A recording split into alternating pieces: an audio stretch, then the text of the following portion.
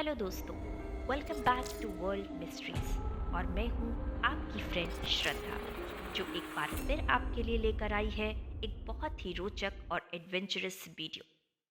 आज मैं आपको दुनिया की सबसे लंबी नदी यानी नाइल के बारे में कुछ रोचक बातें बताने वाली हूँ। आपको जानकर हैरानी होगी कि मिस्र की सभ्यता का विकास इसी नाइल नदी के किनारे हुआ था। संसार की इस सबसे लंबी नदी का उद्गम अफ्रीका की सबसे बड़ी झील विक्टोरिया से हुआ और ये विस्तृत सहारा मरुस्थल के पूर्वी भाग को पार करते हुए उत्तर में भूमध्य सागर में जाकर मिल गई। इस जर्नी को पूरा करने में ये 11 देशों से होकर गुजरी, जिसमें युगांडा, इथियोपिया, सूडान, इजिप्ट प्रमुख हैं।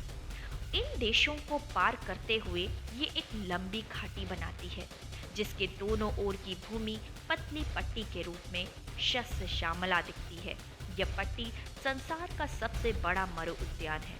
अगर हम इसकी लंबाई की बात करें तो इसकी लंबाई लगभग 6,650 किलोमीटर है।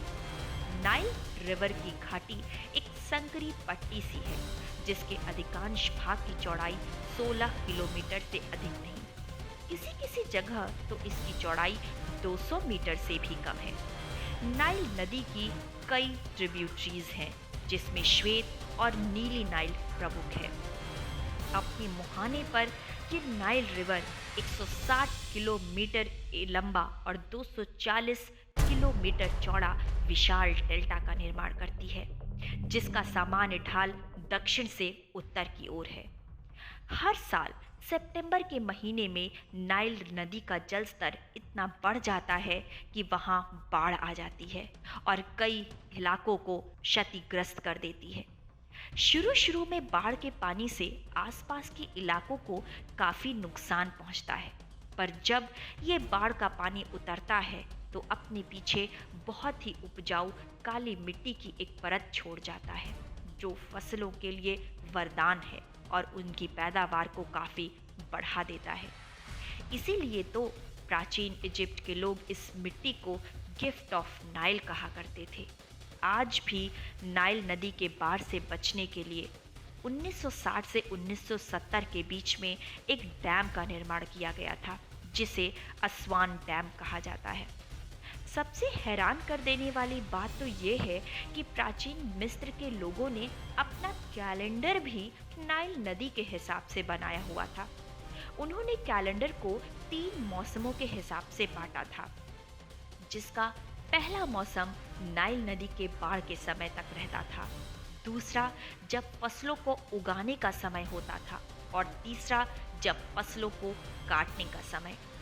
इतना ही नहीं, नाइल नदी मिस्र के लोगों को घर और इमारतें बनाने के लिए काफी सामग्री उपलब्ध कराती थी।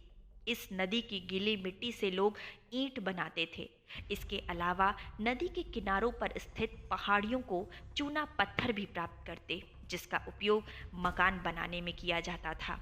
फ्रेंड्स, इजिप्ट के पिरामिड्स में इस्तेमाल किए जाने वाले प्राचीन बड़े बड़े पत्थर का बनना या मिलना नाइल नदी के कारण ही संभव हो सका है।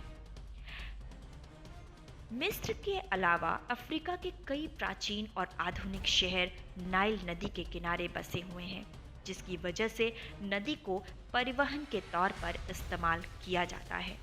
छोटी बड़ी बोट के जरिए लगातार लोगों को और सामान को एक जगह से दूसरी जगह ले आया और ले जाया जाता है।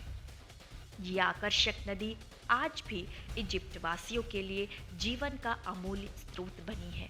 देश की लगभग 95% आबादी इस नदी के पानी पर निर्भर करती है और नदी के कुछ मील के भीतर ही बसी हुई है।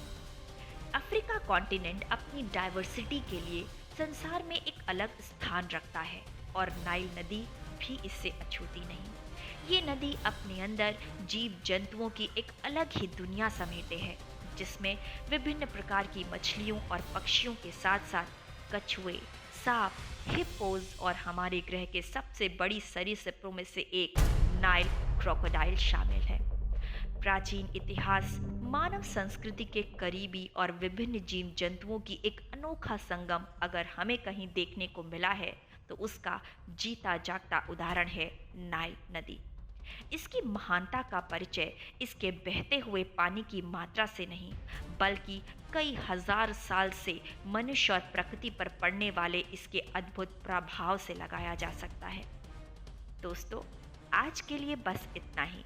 अगर आपको ये वीडियो पसंद आया हो तो do like, share and comment. और अगर आप इस चैनल को पहली बार देख रहे हैं तो don't forget to subscribe world mysteries.